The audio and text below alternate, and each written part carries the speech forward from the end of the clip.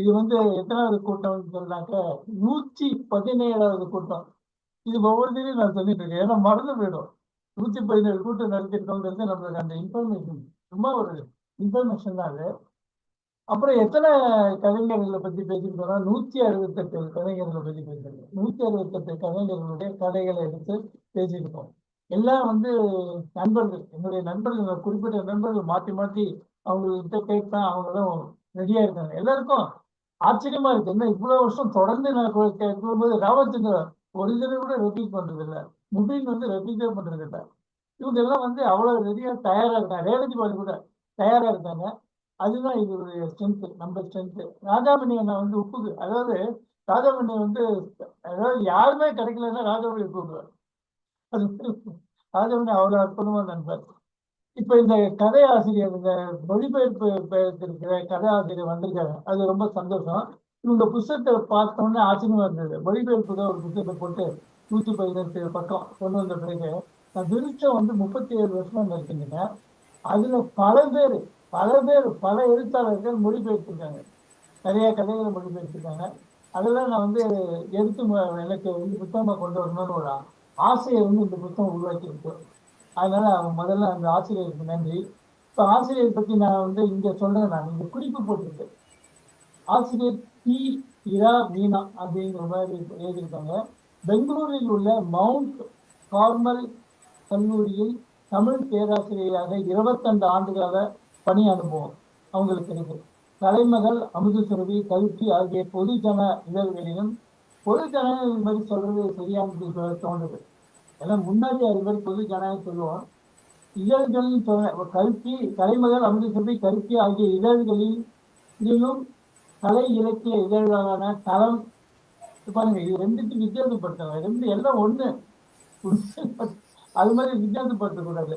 கலை இலக்கிய இதழ்களான கலை இலக்கிய இதழ்களான அப்படிங்கிறது தளம், அமிர்தா, அடவி உள்ளிட்ட இதழ்களிலும், மின் இதழ்களும் சொல்வனம், பதாகை, நடு, ஓலைச்சுவடி, குடிகம் உள்ளிட்ட இதழ்களிலும் மொழிபெயர்ப்பு கவிதைகள், சிறுகதைகள் கடந்த 15 ஆண்டுகளில் வெளிவந்திருக்கின்றன. இதுல வந்து விருட்சம்ங்கிற இதழை பத்தி சொல்லல. விருட்சத்துல அவங்க கதைகள் நிறைய வந்திருக்கு மொழிபெயர்ப்பு. தொடர்ந்து இப்ப வந்து இதழ்ல வந்து மழை, அது என்னமோ விருட்சம் வரல போட்டு. ஓகே, இது சொன்னாங்க. அப்புறம் வந்து இது வந்து ஒரு வித்தியாசமான தொகுப்பு. இதுல ஒரு விஷயம் சொல்றேன் பாருங்க. ஒரு கதையில வந்து செம்மன் பூமின்னு ஒரு கதை. அந்த கதையில அதனால் மறையும் வசந்த காலத்தின் பசுமையில் ஒற்றையாய் நின்ற மலர் போல மதிய சூரிய ஒளியில் அவள் காத்திருந்தாள் அப்படின்னு டிரான்ஸ்லேஷன். அப்போ அந்த ஒரிஜினல் மொழியில அது வந்து எப்படி எழுதியிருப்பாங்க அவங்க, அப்படியே அந்த சந்தேகம் வருது. ஒரிஜினல் மொழியில எப்படி எழுதியிருக்கோம், அதை இப்படி டிரான்ஸ்லேட் பண்றது ஆச்சரியமா இருக்கு. அதனால் மறையும் வசந்த காலத்தின் பசுமையில் ஒற்றையாய் நின்ற மலர் போல மதிய சூரிய ஒளியில் அவள் காத்திருந்தார். ஒரு நீளமான சம்பந்தம் இருக்காங்க. இப்ப நம்ம கதைகளுக்கு போலாம். முதல் கதை வந்து யார் என்ன பேச போறாங்கன்னா செம்மன் பூமி, ரேவதி பாலு தான் பேச போறாங்க. ரேவதி பாலு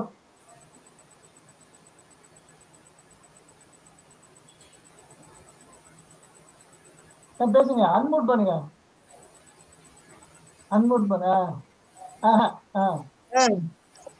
எல்லாருக்கும் இனிய மாலை வணக்கம் சார். மீனா மேடமும் வந்திருக்காங்கிறத கவனிச்சேன்னா, இந்த மொழிபெயர்ப்பை வந்து இவ்வளோ அழகா இருக்குன்னா அந்த ஒரிஜினல்ல வந்து அவங்க எவ்வளோ ரசிச்சு பண்ணியிருப்பாங்கன்னு சொல்லிட்டு நான் யோசிச்சுட்டே இருக்கேன் சார். ரொம்ப நல்லா இருக்கு. அதாவது ரொம்ப பெரிய எழுத்தாளர்கள், எம்டி வாசுதேவன் நாயர் மாதிரி பெரிய எழுத்தாளர்கள்ல ஒரு சின்ன கரு, ஒரு சின்ன சம்பவம் அதை எடுத்துட்டே ஒரு நுணுக்கமா, ஒரு கவித்துவமா, ஒரு கலைநயத்தோட அவ்வளோ அழகா எழுதுறாங்க அப்படிங்கிறது நம்மளுக்கு ரொம்ப நல்லா புரியப்படுறது.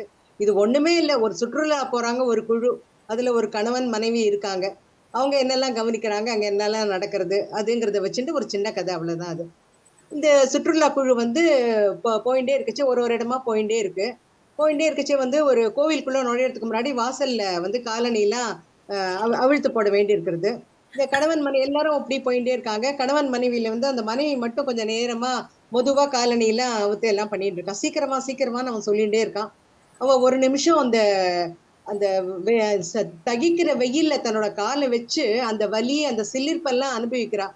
அவ என்ன நினைச்சுக்கிறான்னு, இந்த பஞ்சாக்னியில பார்வதி தேவி நின்று இருக்காளே, அப்படி இருக்கும்போது வெறும் கருங்கல் தளத்துல அந்த கொதிக்கிற வெயில்ல ஒரு என்ன மாதிரி ஒரு பதிவிரத கற்பு கரிசி நிக்கிறது என்ன பெரிய விஷயமா என்ன அப்படிங்கிற மாதிரி நினைச்சு மனசுக்குள்ள அவளுக்கு ஒரு சிலிர்ப்பு வருது. அந்த மாதிரி நினைச்சுக்கிறாவ. அந்த குழுவோடு கூடவே வந்து ஒரு வழிகாட்டி ஒருத்தர் வரார். அவர் தான் அங்க எல்லாத்தையும் வந்து அவங்களுக்கு வந்து விளக்கி சொல்றாரு, என்னெல்லாம் இருக்குன்னு சொல்லிட்டு எல்லாம் விளக்கி சொல்றாரு அவர். அப்ப வந்து அவரை பார்த்தானே அவளுக்கு எப்படி இருக்குன்னா, அங்க ஒரு அரக்கனோட சிலை இருக்கு அங்க.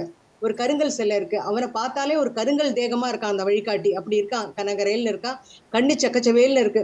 இவன் நினைச்சுக்கிறா ஒருவேளை அந்த அரக்கன் தான் இவன் உடம்புக்குள்ள பூந்துட்டானா வழிகாட்டியோட உடம்புக்குள்ள அப்படின்னு சொல்லிட்டு அந்த குரலும் அதுக்கேத்த மாதிரி அந்த உடம்புக்கு ஏத்த மாதிரி ஒரு காத்திரமா இருக்கு அவனுக்கு. அந்த மாதிரி எல்லாத்தையும் அவன் சொல்லிட்டே இருக்கான். அப்ப ஒரு கதை சொல்றான், ஒரு இடத்த பத்தி சொல்றான். 3 கடல்கள் சங்கமிக்கிற கன்னியாகுமரிக்கு வந்திருக்காங்க அவங்க. அந்த சங்கமிக்கிற இடத்துலதான் தேவி வந்து தியானத்துல உட்கார்ந்துட்டு இருக்காளாம். இங்க சுசீந்திரத்துல இருந்து வந்து சிவன் வந்து அவளை பார்த்து பரவசம் அடைஞ்சுட்டு இருக்காராம். இவங்களுக்கு கல்யாணம் ஆக போறது. ஆனா கல்யாணம் ஆனா மத்த கடவுளர்கள் என்ன நினைக்கிறாங்க, தேவியோட தெய்வீக தன்மை போயிடும், இந்த கல்யாணத்தை தடுத்துடணும் அப்படின்னு சொல்லிட்டு அவங்க எல்லாம் நினைக்கிறாங்க. ஆனா பண்டிதர்கள்லாம் சேர்ந்து கல்யாணத்தை நிச்சயம் பண்ணிடுறாங்க. ரொம்ப அதிகால முகூர்த்தம் அப்படின்னு சொல்லிட்டு வைக்கிறாங்க. அதிகால முகூர்த்தம்ங்கிறதுக்கு ஏற்பாடு பண்ணி எல்லாம் ரெடி ஆயிட்டு இருக்காங்க. அப்ப சிவன் வந்து அந்த சுசீந்திரத்துல இருந்து கிளம்பி இங்க வரார். இங்க அந்த 3 கடல்களும் சங்கமிக்கிற அந்த கன்னியாகுமரிக்கு அவர் வரார். கல்யாணத்துக்காக வரார். இங்க எல்லாம் ஏற்பாடுலாம் நடந்துட்டு இருக்குங்க. அவர் அதிகாலையில பொழுது விடியறதுக்கு முன்னாடி அவர் வந்தா கூட இந்த தேவேந்திரன் என்ன பண்றான், அந்த கல்யாணத்தை கலைக்கிறதுக்காக சேவல் மாதிரி உருமாறி கூவுறான். கூவின உடனே அவர் வந்து ஐயோ பொழுது விடிஞ்சிடுத்து போல இருக்கு, அதிகாலை முகூர்த்தம் சொன்னாங்களே, நம்ம தாமதமா வந்துட்டோம் போல இருக்கு அப்படின்னு சொல்லிட்டு அவன் திரும்பி போயிடுறான். அப்ப தேவிக்கு என்ன ஆச்சு அப்படின்னு ஒரு குரல் கேட்கறது. எல்லாரும் யார் இப்படி கேக்குறாங்கன்னு பார்த்தா இவதான் கேட்டிருக்கா. அந்த கணவன் மனைவியில அந்த மனைவி கேட்டிருக்கா. அவளுக்கே ஆச்சரியமா இருக்கு, நம்மளா கேள்வி கேட்டோம்னு. அந்த அளவுக்கு அவன் சொன்ன கதையில அவன் மனசு ஒன்னி போயிருக்கு.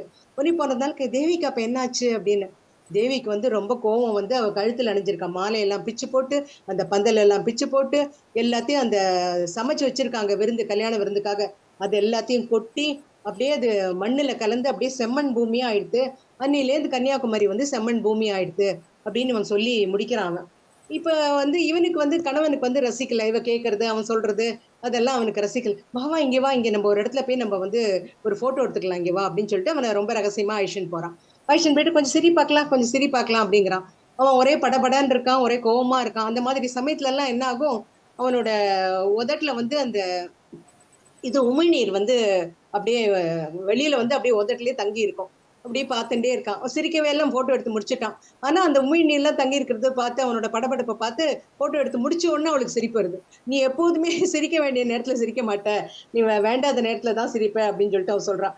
அதுக்கும் அவளுக்கு ஒரு சிரிப்பு வருது. அப்புறம் என்னாச்சு, எல்லாரும் வந்து என்ன பண்றாங்க, அவனும் வந்து கவனிச்சுட்டே இருக்கான். அந்த வழிகாட்டியும் இவ வந்து தான் சொல்றதுக்கெல்லாம் எப்படி எதிர்வினை ஆட்டுறா அப்படிங்கிறதையும் அவன் கவனிச்சுட்டே இருக்கான்.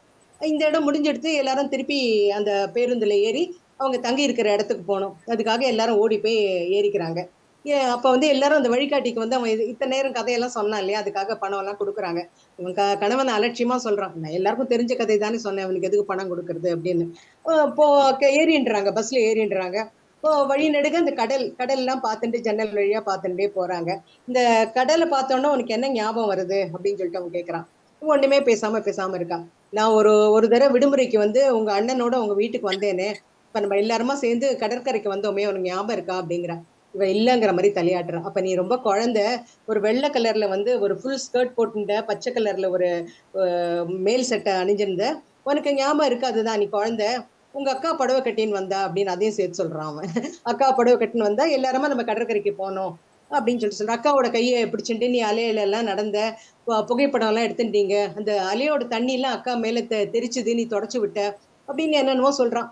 இவன் வந்து இவளோட நினைவு எப்படி இருக்குன்னா, ஒரு தென்னை மரத்தோட நிழல்ல உட்காந்துட்டு ஸ்ரீராமன் ஒரு திருடன்னு அங்க திருப்பி திருப்பி எழுதிட்டு இருக்கா.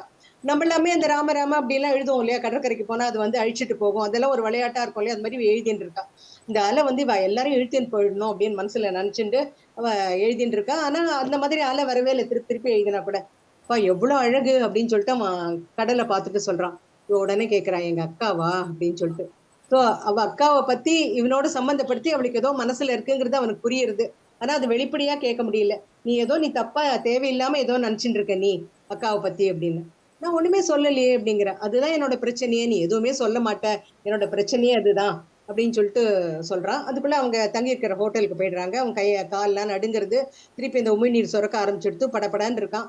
உடனே அவன் என்ன பண்றா, அவனுக்கு வந்து இந்த மனசை அமைதிப்படுத்துறதுக்காக 2 மாத்திரை எடுத்து பேக்ல இருந்து எடுத்து கொடுக்குறா, தண்ணி கொடுக்குறா, குடிச்சுடுறான்.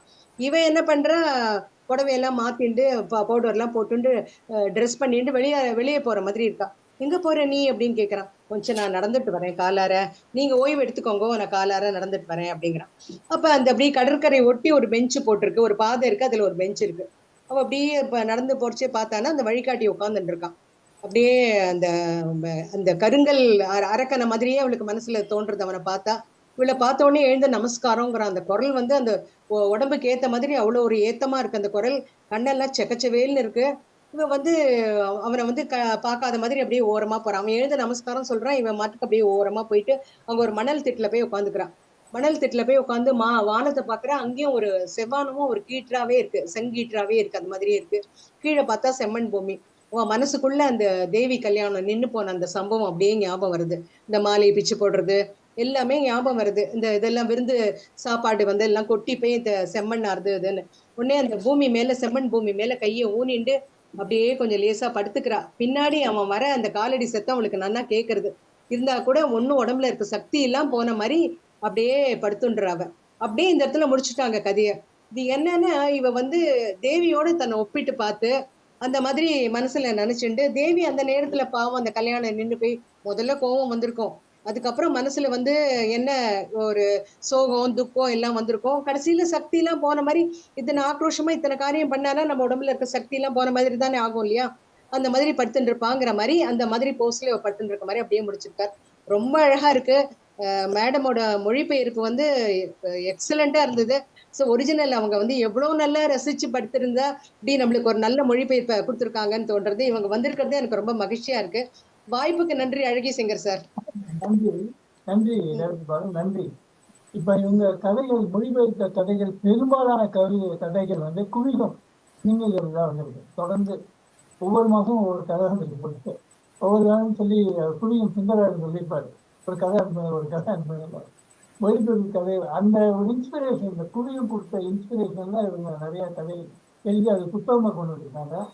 அதனால குவியத்துக்கு நன்றி சொல்லணும் மேடம். நீங்க அடுத்த கதையை வந்து தொலைதூர காட்சிகள், இந்த கதையை வந்து டாக்டர் பாஸ்கரன் பேசுவார்.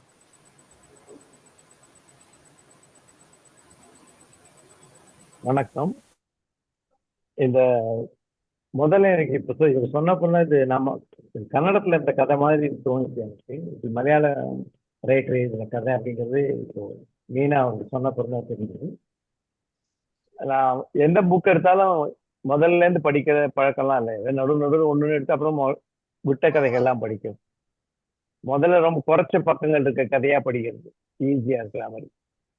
அந்த மாதிரி இல்லாம இந்த புஸ்தகம் மட்டும் முதல்ல இருந்தே ஆரம்பிச்சு படிக்க செம்மண் பூமி நான் படித்தேன். அடுத்த 2வதா இது படித்த போது ஒரு கவித்துவமான கதையா தெரிஞ்சது. ஒரு சாதாரண கதைன்னு தான் சொல்லிடலாம், கதையை சொல்லலாம் 2 லைன்ல முடிச்சிடலாம். ஆனா அந்த கதையை சொல்லி இருக்கின்ற விதம், அவர்கள் அதை உபயோகப்படுத்தி இருக்கின்ற உத்தி, அது வந்து மிக சிறப்பானதாக இருக்கிறது. இது வந்து ஒரு மொழிபெயர்ப்பு கதை அப்படிங்கிறதே நம்மளால சொல்ல முடியாது. அந்த அளவுக்கு அப்படியே தமிழ் நடை அழகா ஒரிஜினலா தமிழ்ல எழுதின மாதிரியே இருக்கு. அதற்காக ரொம்ப படிக்கும் போதே ஒரு சுவாரஸ்யமா இருந்தது, நல்லா இருந்தது. முதல்ல இவ்வளவு சிறப்பா மொழிபெயர்த்ததுக்கு திருமதி மீனா அவர்களுக்கு வேண்டிய வாழ்த்துக்கள். இந்த கதையை பற்றி சொல்றேன். தொலைதூர காட்சிகள் அப்படிங்கிறது ஒரு ஜன்னல், ஒரு சின்ன ஒருத்தர் மட்டும் மூவ் பண்ணக்கூடிய ஒரு சிறை மாதிரி ஒரு அறை. அந்த அறையில இருக்கிற ஒரு ஜன்னல், அந்த ஜன்னல் வழியா அந்த அறையில அடைபட்டு இருக்கின்ற கைதி அவன் பார்க்கின்ற நிகழ்ச்சிகள், காட்சிகள், அதான் முதல்ல. அங்கிருந்து பார்க்கின்ற வெளிப்புற காட்சிகள், அதை முதல்ல கொஞ்ச நாள் டிஸ்கிரைப் பண்றாங்க. அதற்கு பிறகு அவனே உள்ள தனியா உட்கார்ந்து இருக்கும் போது என்ன செய்ய முடியும், உள்நோக்கி பார்த்து அவனுடைய உள்புறத்திலே இருக்கின்ற சில நிகழ்வுகளை சொல்கின்றான்.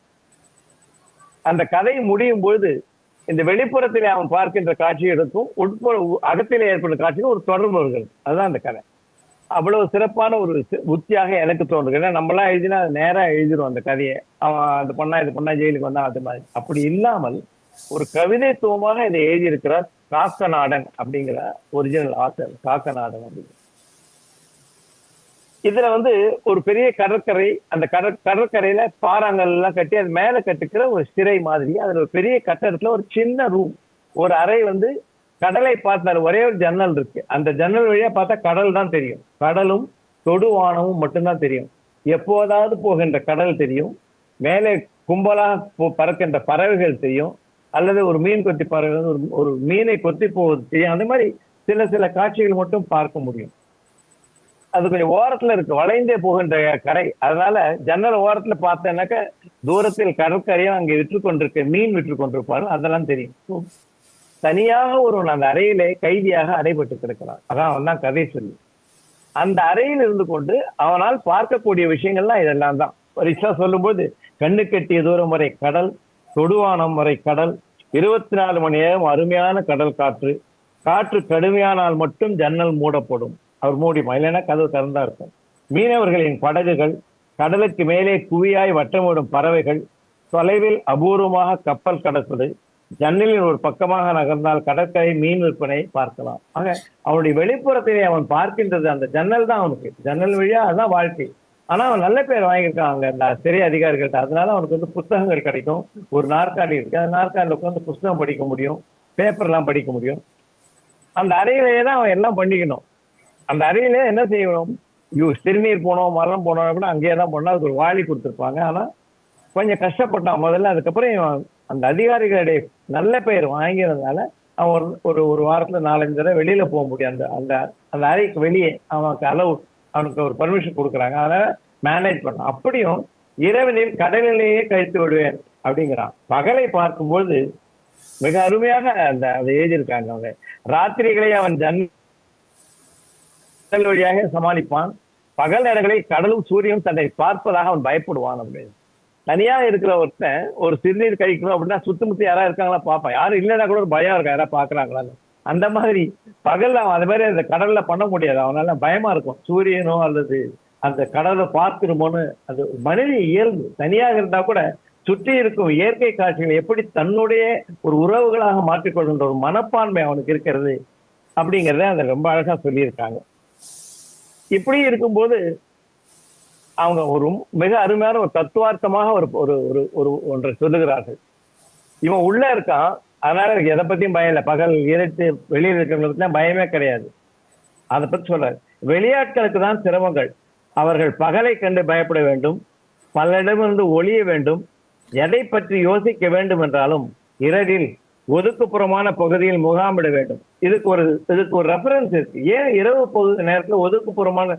இவனே ஒரு புரட்சியை சேர்ந்தவன் என்று பின்னால் வருகிறது. ஒரு புரட்சி படையை சேர்ந்தவன் அவன் நினைக்கிறான், நாம வந்து ராத்திரில ஏதாவது பேசணும்னா கூட யாருக்கு தெரியாம பேசணும், ஒதுக்குப்புறமான இடத்துல ஒளியணும் அப்படின்னு அவனுடைய மனோநிலை அப்படிலாம் ஓடுகின்றது. அவர்களோடு ஒப்பிடும்போது தன் நிலை மேலாகவே அவனுக்கு தெரிஞ்சது. இது மாதிரி வெளியில இருந்து பயந்து பயந்து வாழறதோட உள்ளுக்குள்ள நான் தைரியமா இருக்கேன் என்று தினோண்டு ரூம்ல அப்படியே சந்தோஷப்படுறாங்க. அந்த மாதிரி ஒரு வெளிப்புற காட்சிகளை பற்றி ரொம்ப சொல்லிட்டே போறாங்க. அப்படி இருக்கும்போது அவனுடைய அகப்புற நிகழ்வுகள் ஒன்று ஒன்றாக நினைவுக்கு வருகின்றன. அதுல முதல்ல வர்றது வந்து சரஸ்வதி அப்படிங்கிற அவனுடைய காதலி. தனியா இருக்கான். அவனுடைய காதலியை பற்றி யோசிக்கும் போது தொலைதூர காட்சிகள் வெளியில பார்க்க தொடுவானத்துக்கு அப்பால ஒரு விஷயம் சொல்ல போறான், அதெல்லாம் சொல்றான். அது உள் மனதில் இருக்கின்ற விஷயங்களை பத்தி யோசிக்கும் போது அவை கலங்களாக இருக்கின்றன, அவ்வளவு தெளிவாக இல்லை. ஏன்னா அது நிச்சயம் இல்லை, அதெல்லாம் அது என்ன ஆக போகுது இனிமே, ஏன்னா அவன் ஜெயில இருக்கான். அதனால அது கலங்களாக தெரிகிறது என்று அவர் எழுதுகிறார். ஸோ அந்த சரஸ்வதி என்பவள் யார்? அவளை பற்றி சொல்லும்போது அவள் வெளுத்த முகம், தோகை பிடித்த கண்கள், ரொம்ப அழகுன்னு சொல்ல முடியாது, கண்ணங்கள்லாம் பூரிக்கல, ஏழ்மை, ஒரு சாதாரண ஒரு ஏழை பெண். உதடுகள் எப்போதும் வறண்டிருக்கும், மெலிந்த உடல், ஆனால் ஒரு புனிதமான அழகு. அது அவனுடைய காதலை சொல்கின்ற விதம். ஆனா அது ஒரு புனிதமான அழகு, எல்லாவற்றையும் தூக்கி எறிந்து விட்டது அந்த அழகு. சரசு என்றால் காதலின் சுருக்கம் மற்றும் சரணடையும் அன்பு. இது வந்து இவங்க எப்படி டிரான்ஸ்லேட் பண்ண, அழகிய சிங்கர் சார் சொன்ன மாதிரி இந்த வரியை வந்து ஒரிஜினலா அவர் எப்படி எழுதியிருப்பாரு நான் யோசிச்சு பாக்குறேன். சரசு என்றால் காதலின் சுருக்கம் மற்றும் சரணடையும் அன்பு. சோகமாக இருக்கும்போது சரி, அவள் காதல் வயப்படும் போதும் சரி, சிரிக்கும் போதும் சரி, அவள் கண்கள் கலங்கும் என்கிறதான் அவளுக்கு. ஸோ அவளை பத்தி யோசிக்கிறான். அப்ப யோசிக்கும் போது அவன் அந்த அவளுடைய சந்திப்பை பத்தி யோசிக்கிறான். அவன் சொல்றான், நீ என்னோட வாழ்க்கை நிரந்தரம் இல்லாதது. அப்ப இன்டைரக்டா சொல்றான், நான் ஒரு புரட்சி படையில இருக்கேன், நான் எப்போ எனக்கு என்ன ஆகுதுன்னு தெரியாது, அதனால என்னோட நீ வாழணும்னு நினைக்கிறதே தப்பு, மறந்துடு என்ன அப்படின்னு அவன் சொல்றான். ஆனா அவன் கேட்க மாட்டேங்கிறான். அவன் என்ன சொல்றா, நீ உணர்ச்சி வசப்பட வேண்டிய அவசியமே இல்லை, நீ எதுக்கா அப்படி உணர்ச்சி வசப்படுற, இது விதின்னு சொல்ற, என்னுடைய விதி இப்படிதான் இருக்கு அப்படின்னா நான் இதுக்காக வருத்தமே படல, சந்தோஷப்படுறேன், நான் மிக மகிழ்ச்சியாக இருக்கிறேன், அந்த விதிதான் என் வாழ்க்கைக்கு அர்த்தத்தையும் சம்பந்தத்தை கொடுக்கிறது. அந்த அவருடைய காதல் அவ்வளவு உண்மையானது. நீ எப்படி இருந்தாலும் நான் உனக்காக தான் இருக்கான, கஷ்டங்கள்லாம் இதுக்கு பரவாயில்ல அப்படின்னு ஒரு தூய்மையான அன்பை வெளிப்படும். அப்படி அவள் நினைச்சா அப்போ கூட அவள் கண் கலங்குகிறது. ஸோ அந்த காதல், அந்த சரஸ்வதிங்கிற சரஸ்வங்களை பத்தி அவன் ஒரு நிமிஷம் நினைச்சு பார்க்கறான். ஆனா அவன் சொல்ல, என்ன சொன்னாலும் கேட்க மாட்டேங்கிறான், இவன் விட்டு தோத்துதான் போறான், அதனால அவளை ஒன்றும் செய்ய முடியறதில்லை. அடுத்த காட்சி என்ன சொல்றான், தொடுவானத்துக்கு அப்பால் ஒரு காடு, இப்ப இருக்கிற ரூமோட கொஞ்சம் பெருசா இருக்கிற ஒரு அறையில ஒரு 4-5 பேர் பேசியிருக்காங்க, மெழுகுவத்தி வெளிச்சத்துல பேசிட்டு இருக்காங்க. அவர்கள் பேசிக்கொள்வது என்னென்றால், அவர்கள்லாம் புரட்சியாளர்கள், எதையோ எதிர்த்து புரட்சி செய்கின்றார்கள், மறைந்து கொண்டு மறைவிடத்தில் இருந்து கொண்டு அவர்கள் சிந்தனை செய்து கொண்டு அடுத்த வாரம் செய்ய வேண்டிய ஒரு முக்கியமான காரியத்தை பற்றி பேசிக் கொண்டிருக்கிறார்கள். அது பேசிட்டு இனிமே வெளியே போனால் தெரிஞ்ச மாதிரி காமிச்சு கொள்ளாது, அடுத்த வாரம் இதே நேரத்தில் இந்த இடத்துல சந்திப்போம்னு சொல்லிட்டு கிளம்புறாங்க. ஸோ அந்த நிகழ்ச்சி ஞாபகம் வருது. அதற்கு அடுத்தது 3வது நிகழ்வாக அவன் அந்த காட்டுலேருந்து வீட்டுக்கு வரான். வீட்டுக்கு வந்தோன்னு ஒரு செய்தி அவனுக்கு கிடைக்குது. அந்த செய்தியின்படி தாரா அப்படின்னு ஒரு அரிஜன பெண், அவ இவருடைய தலைவன், இந்த புரட்சிக்காரர்களுடைய தலைவன் ராமன் இருக்காரு, அவருடைய பொண்ணு 15 வயதான அப்பாவி பெண், சிறிது கருப்பு, அழகில்லை, ஆனால் பருவ வயதிற்கான கவர்ச்சி.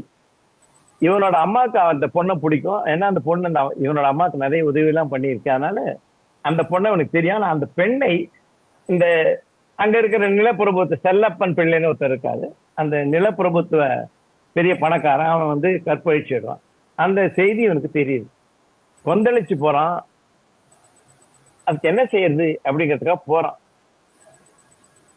அப்ப போகும்போது இவர்களை கேட்பதற்கு யாருக்கு தைரியம் இருக்கிறது அப்படின்னு எல்லாம் பேசிட்டு இருக்கும்போது இவன் சொல்றான், அராஜகம் செய்பவர்களை கேள்வி கேட்க இந்த பகுதியில் சிலர் இருக்கிறார்கள் அப்படின்னு இவனே நினைச்சுக்கிறான். நினைச்சுட்டே அவங்க 2 பேரும் போகும்போது அந்த செல்லப்பா பிள்ளையும் நண்பர்களும் பேசிட்டு இருக்காங்க, இவனை கேலி பண்றாங்க, இப்ப அவங்க புரட்சியெல்லாம் எப்படி இருக்கு அப்படின்னு. அப்ப சொல்றேன், என் புரட்சியை நல்லா தான் இருக்குன்றது, எதற்கா நீ அவளை இது மாதிரி பண்ணேன்னு அந்த விஷயத்தை கேட்கும்போது, எதற்கா நீ அவளுக்கு உனக்கு என்ன வேணும், அவளுக்கு உனக்கு என்ன சம்பந்தம் அப்படின்னு கேலி பண்ணாங்க. நீ தாலி கட்டி புருஷன் கலாட்டா பண்றாங்க, சண்டை ஆகுது. மூர்க்கமான சண்டையிலே அந்த செல்லப்பா பிள்ளையிட இந்த கத்தியை எடுத்து அவனை குத்திடுறான் தொடையில. அந்த ரத்தம் பனை மரம் வரை பீச்சடிக்கிறது, செத்து போயிடுறான். அப்படியும் முடிச்சிடுறாங்க. அந்த இடத்துல முடிச்சுட்டு அடுத்த பேராகிராஃப் கதைக்கு வந்துடுறாங்க. அஸ்தமிக்கும் சூரியன் மேற்கு வானத்தில் ரத்தத்தை சிதற செய்து கொண்டிருந்தான். ஜெயில இருக்கான் அவன். அந்த ஜெயில் ரூம்ல இருந்து அதை பாக்குறான். அவன் தன் முகத்தை தேய்த்து கொண்டான். தாடி வளர்ந்து விட்டது, பரவாயில்லை, நாளை சிறைக்கு முடித்தவன் வருகிற நாள் அப்படியே முடிச்சிருக்காங்க. அதாவது ஒரு புரட்சிக்காரன் ஒரு அரிஜன பெண்ணை கெடுத்தவனை கொண்டு விடுறான், அவன் ஜெயிலுக்கு வந்துடுறான். அவனுக்கு தனியான அறையில ஒரு சிறையா ஒரு ஆயுள் தண்டனையாக கூட இருக்கலாம், அது மரண தண்டையாக மாறலாம், அதெல்லாம் நம்முடைய யூகத்திற்கு விட்டு விட்டாங்க. அந்த தனிப்பட்ட சின்ன அறையிலே தொலைதூரத்து பார்வையாக வெளிப்புற புற உலகிலே அவன் பார்க்கின்றவற்றையும் அக உலகிலே நிகழ்ந்த சில நிகழ்வுகளையும் மாற்றி மாற்றி சொல்லி அந்த கதையை முடிக்கிறார்கள். மிக சிறப்பாக எழுதப்பட்ட கதை என்று நான் நினைக்கிறேன். ஏன்னா ஒரு பக்கத்துல நான் 2 லைன் மார்க் பண்ணி வச்சேன். அவ்வளவு விஷயங்களும் அந்த டிரான்ஸ்லேஷனும் சரி, அந்த ஒரிஜினல் திங்கிங் அவ்வளவு. நான் என்னோட நிலைமை உனக்கு தெரியலங்கிறது சொல்லும்பொழுது, ஒரு கவிஞன் சொன்ன மாதிரி, எரியும் நெருப்பிற்கு மேலே 70,000 அடிக்கு மேலே ஒரு தலைமுடி போல் இருக்கும் கயிற்று பாலத்தில் நான் நடந்து பயணிக்கும் பயணி அப்படின்னு சொல்றான். ஆனா அவன் நிரந்தரம் இல்லாத அந்த மாதிரி ஒருத்தர் நடந்து போனா எப்ப அந்த பிரிட்ஜு விழுந்தாலும் நேர கீழே வேண்டியதான் நிறுத்தல. அந்த புரட்சிக்காரனாக இருப்பவருடைய வாழ்க்கை அப்படி அனித்தியமானது அப்படிங்கிறத அந்த சரசு கிட்ட சொல்றான். அவ்வளவு அழகா அதை எழுதியிருக்காங்க. இந்த கதையை படிச்சு முடிச்ச உடனே முதல்ல ரொம்ப சாதாரணமா தானே கதை. இது என்ன நம்மளா தான் சாதாரண ஜெயிலுக்கு போனா கத்தியால குத்திதான் ஜெயிலுக்கு போனா அவன் காதலி இருந்தா என்ன ஆனாலும் அதான் கதை. ஆனா அந்த உத்தி மிக சிறப்பாக எழுதியிருக்கார்கள். அந்த கடைசியில முடிக்கும் போது அவனை கத்தி குத்தி அவன் ரத்தம் பீறிட்டுதுன்னு முடிச்சுட்டு அடுத்த லைன் வானம் சிவப்பாக ரத்தம் போல இருந்தது, தாடி வளர்ந்தது, மறுநாள் அந்த சிறைக்கு அந்த பார்பர் வருவான் ஷேவ் பண்ணுவான்னு முடிச்சிடறாங்க கதையை. மனித ஓட்டங்கள் வெளிப்புற உலகிற்கும் அக உலகிற்கும் இடையில எப்படி ஊசலாடுகிறது அந்த சின்ன அறையில என்பதை சிறப்பாக காட்டும் சிறுகதை. இது நவீன இலக்கியமாக கொள்ளக்கூடிய சிறுகதை என்று நான் நினைக்கிறேன். மீனா அவர்கள் இந்த கதையை தேர்ந்தெடுத்து மொழிபெயர்ந்ததுக்கு அவருடைய வாழ்த்துகள். எனக்கு வாய்ப்பு கொடுத்த அழகிய சிங்கருக்கும் பொறுமையாக கேட்டுக்கொண்டது அனைவருக்கும் நன்றி. தேங்க்யூ. ஒரு கதையை கதையை படிக்காம கதையை பற்றி கேட்டாக்க எப்படி இருக்கும்? அது கதையை புரிய வைக்கணும். அந்த முயற்சியை நீங்க பண்ணியிருக்கீங்க, நன்றி பார்க்கிறேன். அப்புறம் அடுத்தது முபி ரத்னாகரனின் மனைவி அப்படிங்கிற ஒரு கதையை பற்றி முபின் பேசுவாங்க. அனைவருக்கும் வணக்கம். ரத்னாகரனின் மனைவி இந்த கதை மலையாளத்தில் சந்திரிகா பாலன் எழுதியது. மீனாட்சி அம்மா மொழிபெயர்த்திருக்காங்க. இந்த கதையை நான் ஆங்கிலத்திலும் வாசித்தேன், ஜேஸ்டோர்ல இருக்கு. இந்த கதையில முக்கியமா 2 கதாபாத்திரங்களுக்கு ஒரே பெயர். அந்த பெயர் தான் ரத்னாகரன். இந்த ரத்னாகரன் என்ற இந்த பெயரை கொண்ட ஒரு பாத்திரம் பொருளாதாரத்தில் பின்தங்கியது, 2வது பாத்திரம் பொருளாதாரத்தில் மேம்பட்டது. அந்த மேம்பட்ட ரத்னாகரனுக்கு பொருளாதாரத்தில் பின்தங்கிய ரத்னாகரன் வாகன ஓட்டுநராக இருக்கிறார். வாகன ஓட்டுநரான இந்த ரத்னாகரனுடைய மனைவியின் பெயர் இந்துலேகா. அவள் சமையல் அதாவது ஒரு சத்துணவு கூடத்தில் சமையல் வேலை செய்பவளாகவும் ஆயாவாகவும் இருக்கிறார். அவர்களுக்கு ஒரு மகள் இருக்கிறார். இந்த பொருளாதாரத்தில் அவர்களுடைய வீடு பொருளாதாரத்தில் பின்தங்கி இருப்பதால் அவர்களுடைய வீடு நலிந்த நிலையில் இருக்கிறது. இருந்தாலும் தற்போது கட்டப்படக்கூடிய வரவேற்பறையிலிருந்து பார்த்தால் சமையலறை செல்லும்படியாக இருக்கக்கூடிய கட்டமைப்பு ஒரு வேறு வழியின்றி கட்டப்பட்டது. ஆனால் அது பொருத்தமாக மாறிவிட்டது போல் அவர்களுக்கு தோன்றுகிறது. இதே அந்த பொருளாதாரத்தில் மேம்பட்ட ரத்னாகரனின் வீடு வேண்டுமென்றே சமையலறை வரவேற்பறையிலிருந்து தெரியும்படியாக மிகவும் நவீனமாக கட்டப்பட்டிருக்கிறது. இரு குடும்பங்களுக்கும் இடையில் உள்ள ஒற்றுமைகளை அப்படியே அடுக்கிக் கொண்டு போவது போல் இந்த கதை எழுதப்பட்டிருக்கிறது என்பதை நாம் இந்த சம்பவங்கள் மூலமாக கவனித்துக் கொண்டே வரலாம். அடுத்தது, இந்த பின்தங்கிய ரத்னாகரனுடைய வீட்டில் இருக்கக்கூடிய கழிவறையானது தரை பிளந்து புல் முளைத்திருக்கிறது. அங்கு சில சமயங்கள் பாம்புகள் வந்து விடுகின்றன. ஆனால் பொருளாதாரத்தில் மேம்பட்ட ரத்னாகரனுடைய கழிவறை அந்த சூழலே மிகவும் ஒரு 5 நட்சத்திர விடுதியை ஒப்பிடும் அளவிற்கு அங்கு புல் போன்ற செடிகள் போன்ற பலவும் அழகாக வைக்கப்பட்டிருக்கின்றன. எனவே எப்படி இந்த 2ம் ஒப்பிடப்படுகின்றன என்பதை நாம் கவனித்துக் கொண்டே வரலாம். அடுத்தது, இந்துலேகா இந்த பொருளாதாரத்தில் பின்தங்கிய ரத்னாகரனுடைய மனைவி வீட்டில் கவுன் அணிகிறாள். அது கை பக்கத்தில் கிழிந்திருக்கிறது. எனவே கணவன் அந்த பின்தங்கிய ரத்னாகரன் குடிகாரன். அது மட்டும் இல்லாமல் அவனுடைய முதலாளி ரத்னாகரனுடைய வீட்டில் சமையல் வேலை செய்யும் ரோஷன் என்ற பெண்ணை திருமணத்திற்கு மீறிய உறவை கொண்டிருக்கிறான் அந்த பெண்ணுடன். சோ இப்படிப்பட்ட ஒரு ரத்னாகரன் என்பதை நாம் இந்த பொருளாதாரத்தில் பின்தங்கிய ரத்னாகரனை பற்றி வாசிக்கும் போது அறிந்து கொள்ள முடிகிறது. அதுவே பொருளாதாரத்தில் மேம்பட்ட ரத்னாகரனுடைய மனைவி பிரவீனா, அவளுக்கு ஆடம்பர வாழ்வு பொருந்தவில்லை. அவர்களுக்கு 2 குழந்தைகள். அவர்கள் ஊட்டியில் ஒரு பெரிய கல்வி நிறுவனத்தில் படிக்கிறார்கள். ஒரு விடுதியில் சேர்ந்து படிக்க வைக்கிறார்கள். அவர்களுடைய வீட்டில் அன்று இரவு ஒரு விருந்து நடக்கவிருக்கிறது. அந்த விருந்துக்காக அந்த சமையல் பெண்மணி ரோஷன் பல வகையான பலகாரங்களை செய்கிறார். இந்த சமைத்த பலகாரத்தில் ஒன்று யாருக்கும் தெரியாமல் அந்த ஓட்டுநர் ரத்னாகரன் இருவருக்கும் திருமண பந்தத்தை மீறிய உறவு இருப்பதால் அவனுக்கு அதை கொண்டு போய் தருகிறார். விருந்து தொடங்குகிறது. அந்த ரத்னாகரனுடைய நண்பர்கள் அவர்கள் வீட்டுக்கு வருகிறார்கள். அவர்களுடன் சேர்ந்து அந்த ரத்னாகரன் குடிக்கிறான். அப்பொழுது அந்த நண்பர்களில் ஒருவன் ரத்னாகரனுடைய மனைவியான பிரவீனாவிடம் தவறாக நடந்து கொள்கிறான். இதை ஆங்கில மொழிபெயர்ப்பில் நான் வாசித்தேன், ஆனால் தமிழ் மொழிபெயர்ப்பில் ஏனோ இது வரவில்லை. அதன் பிறகு ஓட்டுநர் ரத்னாகரன் திருட்டுத்தனமாக மணல் அள்ளும் லாரியை ஓட்டிச் சென்று அதன் மூலமாக கிடைக்கும் பணத்தில் மனைவிக்கும் ரோஷனுக்கும் மகளுக்கும் உடைகள் வாங்கலாம் என்று திட்டமிடுகிறான். ஆனால் காவல்துறையிடம் மாட்டிக்கொள்கிறான். இதில் அவனுடைய மனைவி இந்துலேகா அவனை பிணையில் வெளிக்கொண்டு வர விரும்புவதில்லை. அவர்களுடைய மகள் பள்ளிக்கு செல்பவள், அவளுக்கு கதை ஆரம்பத்திலிருந்து முடிவு வரை ஒரு கேள்வி தொடர்ந்து கொண்டே இருக்கிறது. திருடனாக இருந்த ஒருவன் புலவனாக மாறினான். அவன் யார்?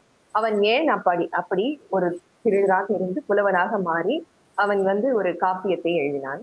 அவனுடைய பின்னணி என்ன? இதை பற்றி அவள் அந்த வகுப்பில் அடுத்த நாள் வகுப்பில் போய் சொல்ல வேண்டும். அதற்கு அவளுடைய அம்மா இந்துலேகா உதவுவதில்லை. ஏன்னா அவளுக்கு எதுவுமே தெரியாது. அப்பா வரட்டும் என்று சொல்லிவிடுகிறார். அப்பா வந்தவுடன் அந்த பெண் கேட்கிறாள். அப்பொழுது அவர் ரத்னாகரன் சொல்கிறார், அது வால்மீகி. எப்படி தெரியும் வால்மீகி என்றால், இந்த ரத்னாகரனுடைய பாட்டி தினமும் ராமாயணத்தை ஓதுவதால் அந்த ராமாயண கதையை தெரிந்து கொண்டு வால்மீகி தான் அதனுடைய ஆசிரியர் என்பதை மட்டும் தெரிந்து கொண்டு வைத்திருக்கிறார். ஆனால் வால்மீகி யார், அவர்களுடைய பின்னணி என்ன, அதெல்லாம் ரத்னாகரனுக்கு தெரியாது. அதனால் அந்த சிறுமிக்கு இதே ஒரு பெரிய பிரச்சனையாக விடுகிறது. எப்படியாவது இதை பற்றி தெரிந்து கொள்ள வேண்டும். இப்போ வால்மீகி பற்றி அவளுக்கு தெரிவதற்காக மகளை ஒரு பேராசிரியர் வீட்டுக்கு சென்று அதை தெரிந்து கொண்டு பள்ளிக்கு செல் என்று அம்மா சொல்லி விடுகிறார். ரத்னாகரன் தான் சிறைக்கு சென்று விடுகிறான். அந்த சிறுமி எப்படி இருந்தாலும் அந்த பேராசிரியர் வீட்டுக்கு சென்று அந்த வால்மீகியினுடைய கதையை தெரிந்து கொள்வாள் என்று கதையாசிரியர் விட கதை சொல்லி அங்கு ஒரு கருத்தை சொல்கிறார். என்னவென்றால், எப்படி இருந்தாலும் பேராசிரியர் அந்த வால்மீகியினுடைய மனைவியின் காரணமாக, அவளுடைய கொடுமையின் காரணமாகத்தான் அந்த வால்மீகி ஒரு ராமாயணத்தை எழுதினான் என்ற ஒரு மெட்டாபரை, ஒரு உருவகத்தை அந்த சிறுமிக்கு புரியும்படி சொல்ல போவதில்லை என்பதை ஒரு குறையாக அந்த கதையை சொல்லி முடித்து விடுகிறார். இதுதான் இந்த கதை. இந்த கதை சொல்லியினுடைய ஆற்றாமை ஏன் கடைசியில் இப்படி முடிகிறது என்பதற்கு நாம் இந்த கதையை எப்படி 2 ரத்னாகரனை வைத்து வாசித்தோமோ அதை பின்தொடர வேண்டியிருக்கிறது. ஏனென்றால் ரத்னாகரன் என்ற 2 பாத்திரத்திற்கு பெயர் வைத்ததற்கு காரணம், ஒரு பொதுவான ஒரு ஆண் எப்படி இருக்கிறான் சமூகத்தில் என்பதை தெரிந்து கொள்வதற்காக. ஒருவன் பொருளாதாரத்தில் மேம்பட்டவன், இன்னொருவன் பொருளாதாரத்தில் பின்தங்கியவன். 2மே ஒரு ஆண் தன்மையை வெளிப்படுத்தக்கூடியவர்கள். எப்படிப்பட்ட ஆண் தன்மையை வெளிப்படுத்துகிறார்கள்? இருவரும் திருட்டுத்தனமாக பொருள் சேகரிக்கிறார்கள். அந்த ஒரு குணாக்கத்தில் ஒற்றுமையுடன் இருக்கிறார்கள். அதே போல் மனைவிமார்கள் அவர்களுக்கு அழகாக தெரிவதில்லை, அதிலும் ஒற்றுமையாக இருக்கிறார்கள். ஆனால் இப்படிப்பட்ட பொதுவான குணாம்சங்களை கொண்ட ஆண்களின் மனைவிமார்கள் எப்படி இருக்கிறார்கள்? ஏனென்றால் கதையினுடைய தலைப்பு ரத்னாகரனின் மனைவி. எனவே இந்த கதையினுடைய கூடி மையம் அந்த மனைவிமார்கள் மீது இருக்கிறது. சோ அந்த மனைவிமார்கள் எப்படி இருக்கிறார்கள் என்று பார்த்தால், கணவன்மார்களுடைய கள்ளத்தனத்தை வெறுக்கிறார்கள். கள்ளத்தனமாக அவர்கள் மீட்டுக் கொண்டு வரும் பொருளை அவர்கள் ஏற்க மறுக்கிறார்கள். அதே போல் கள்ளத்தனமாக அவர்கள் உறவு வைத்திருப்பதை அவர்கள் வெறுக்கிறார்கள். அதற்கு தண்டனை தர வேண்டும் என்று நினைக்கிறார்கள். அப்படி அவர்கள் ஒரு தண்டனையை பெறும்போது அவர்கள் மகிழ்கிறார்கள். இது போன்ற மனைவிமார்கள் இந்த பொதுவான ஆண்களுக்கு இருக்கக்கூடிய பொதுவான பெண்களாக இந்த கதை நமக்கு காட்டப்படும். அடுத்தது, இங்கு ரத்னாகரன் என்ற ஒரு ஆண், பொதுவான ஆண், தன்னுடைய மனைவிமார்களில் அழகாக இல்லை என்று கருதுபவன் மற்ற பெண்களை அழகாக பார்த்தார். அவர்கள் அழகாக இருப்பதாக அவருடைய கண்களுக்கு தெரிகிறது. பொதுவான ஆண்கள் கணவன்களாக மாறும் போது அவர்களுக்கு மனைவிகள் தவிர மற்றவர்கள் அழகாக தெரிகிறார்கள் என்ற ஒரு பொதுமைப்படுத்தல் இருப்பதை இந்த கதை சுட்டிக்காட்டுகிறது. இதுதான் இந்த பொதுவாக ரத்னாகரன் என்ற 2 பாத்திரங்களுக்கு பெயர் வைத்ததற்கு ஒரு அடிப்படை காரணமாக இருக்கு. அடுத்தது, மனைவிமார்கள் இந்த கணவன்மார்களை புரிந்து கொள்ளவில்லை. இது 2வது அம்சமாக இருக்கிறது. ஏனென்றால் இங்கு காட்டப்படும் குடும்பங்கள் ஒரு உடைந்த நிலையில் உள்ள குடும்பங்கள், அதாவது குடும்பத்தினுடைய அம்சங்களை பின்பற்றாத, உடைந்து போகக்கூடிய ஃப்ராக்சர்ட் ஃபேமிலி என்பதை காட்டக்கூடிய கதையாக இது இருக்கிறது. அதாவது இந்த மனைவிமார்கள் குடும்பத்தை நிலைக்க செய்கிறார்கள் என்பதை மட்டும் நாம் புரிந்து கொள்வதற்காக அந்த மனைவிமார்களினுடைய கேரக்டரிஸ்டிக்ஸ், அதாவது குணாம்சங்களை இங்கு பொதுவாக காட்டுகிறார்கள். ஆனால் இதில் வால்மீகி பற்றின கேள்வி கதையினுடைய தொடக்கத்திலிருந்து கடைசி வரை வருகிறது. இதற்கு என்ன காரணம்? வால்மீகி ஒரு திருடன், அவன் புலவனானதற்கு என்ன காரணம் என்றால், மனைவிமார்கள் பின்னணியில் இருக்கிறார்கள். அதாவது ஒரு மனைவி பின்னணியில் இருந்து செயல்படுத்தியதால் இந்த மாதிரியான ஒரு புராணம் கிடைத்திருக்கிறது என்ற ஒரு காரணத்தை ஏன் இந்த கதை கடைசியில் வலியுறுத்துகிறது? ராமாயணம் போன்ற காப்பியம் உருவாக குடும்ப அமைப்பின் ஒரு தன்மையை காட்டுவது மிக முக்கியமான அம்சமாக இருக்கிறது. ராமன் சீதை என்ற 2 கதாபாத்திரங்கள் எப்படிப்பட்ட குடும்பத்தை அவர்கள் கட்டமைத்தார்கள். ஒரு 14 வருடங்கள் காட்டில் இருந்தால் கூட அந்த குடும்ப அமைப்பு என்பது ஒரு உறுதியாக இருந்தது. ஆனால் இங்கு வெறும் ஒரு கள்ளத்தனம் கொண்ட ஒரு கணவனும் மனைவியும் எப்படி ஒரு இணக்கமற்ற குடும்பத்தை இங்கு நடத்தி செல்கிறார்கள் என்ற இணை வைப்பை காட்டுவதற்காக அந்த வால்மீகியினுடைய கதையை முதலில் இருந்து தொடங்கி இறுதி வரை சொல்கிறது. அடுத்தது கிராமப்புறத்தில் ஒரு பழமொழி உண்டு. விடிய விடிய ராமாயணம் கேட்டு விடிந்தால் ராமனுக்கு சித்தப்பா என்று சொல்லக்கூடிய பழமொழியை நாம் கேட்டிருக்கிறோம். அதுபோல்தான் ரத்னாகரன் விடிய விடிய ராமாயணத்தை கேட்டும் பதிவிரதா தர்மத்தை கடைபிடிக்கவில்லை. அவன் ரோஷன் என்ற பெண்ணை திருமணத்தை மீறிய பந்தத்தில் உறவு வைத்திருக்கிறான். அது மட்டும் இல்லாமல் அது பற்றின எந்த குற்ற உணர்வும் இல்லாமல் இருக்கிறான். அடுத்தது மனைவிமார்கள் ரோஷன் போலவோ மது குடிக்கும் இளம் பெண்கள் போலவோ இல்லை, நளினமாக இல்லை என்பதை உள்ளத்தில் அது ஒரு வலியுறுத்தலாகவே இது போன்ற ஆண்களுக்கு இருக்கிறது. ராமன் சீதை எப்படி இருந்தார்கள், இவர்கள் எப்படி இருக்கிறார்கள், அந்த குடும்பம் எப்படி இருந்தது, இந்த குடும்பம் எப்படி இருக்கிறது, இந்த இணை வைப்பை காட்டுவதற்கான மிக முக்கியமான ஒரு சான்றாக நாம் இதை எடுத்துக்கொள்ள முடிகிறது. அடுத்தது கணவன்மார்களுக்கு புதிய பெண்கள் மீது நாட்டம் உள்ளது என்பதை மனைவிமார்கள் புரிந்தும் கூட அவர்கள் தங்களை மாற்றிக்கொள்ள விரும்பவில்லை.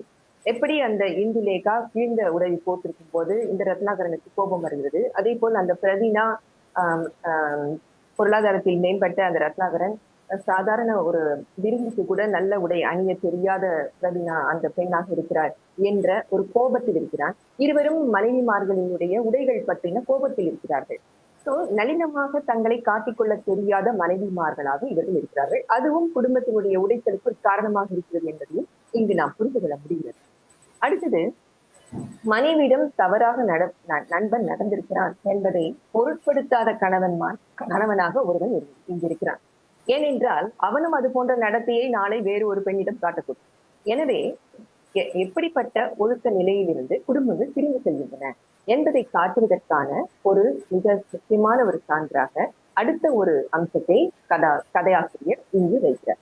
அடுத்தது மொத்தத்தில் கணவன் மனைவி என்ற உறவுக்கான அவசியமற்ற ஒரு நிலை இந்த சமூகத்தில் நிலவுகிறது என்பதை காட்டுவதற்காக இந்த 2 குடும்பங்கள், ஒன்று பொருளாதாரத்தில் மேம்பட்டது, இன்னொன்று பொருளாதாரத்தில் பின்தங்கியது, 2 இடத்திலும் குடும்பங்கள் ஒரு கட்டமைப்பில் இல்லை, ஒழுங்கில் இல்லை, கேஆஸ் அதாவது ஒரு கட்டுக்குலைவில் இருக்கக்கூடிய குடும்பங்களாக இது இருக்கின்றன என்பதை இங்கு காட்டுகிறது. அடுத்தது எள்ளி நகையாடும் குடும்ப உறவுகளாக இது இருக்கின்றன என்பதை காட்டுவதும் இங்கு 2 குடும்பங்களை காட்டி ஒவ்வொரு கதாபாத்திரத்துக்கும் ஒரே பெயர் வைத்து அதை பொதுமைப்படுத்தலாக இந்த கதை காட்டுகிறது. அடுத்தது ராமாயணம் பற்றி தொடர்ந்து கூறுவது என்பது அந்த குடும்ப உறவு என்பது தற்காலத்திய உறவுக்கு மிகவும் அப்பாற்பட்டதாக இருக்கிறது. அது ஒரு பழமையான அம்சமாக இருந்தாலும் அது இன்றைய காலகட்டத்திற்கு அப்பாற்பட்டதாக இருக்கிறது என்பதை காட்டுகிறது.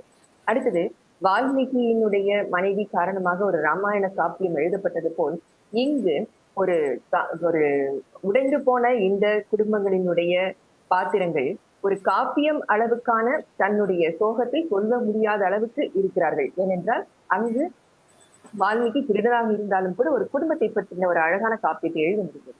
ஆனால் இங்கு இவர்களுக்கு நல்ல வசதிகள் எல்லாமே இருந்தும் கூட தங்களுடைய சோகம் அந்த குடும்பத்தை உடைப்பதில் மிக முக்கியமான கவனத்தை கொண்டிருப்பதாக மட்டுமே இருக்கிறது என்பதை காட்டுவதாக இந்த கதை அமைந்திருக்கிறது.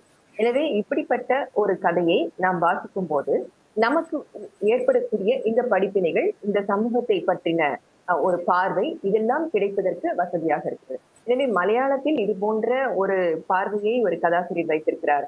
இது போன்ற ஒரு மரபார்ந்த தன்மையை எப்படி அந்த சமூகம் பார்க்கிறது என்பதை நாம் புரிந்து கொள்வதற்கு இது போன்ற மொழிபெயர்ப்புகள் மிகவும் உதவுகின்றன. வாய்ப்பளித்ததற்கு மிக்க நன்றி. நன்றி நன்றி. சிறப்பாக சொன்னீங்க. அடுத்து ராமச்சந்திரன் கலந்து கொண்டு வரார். ராமச்சந்திரன். வணக்கம் ஐயா.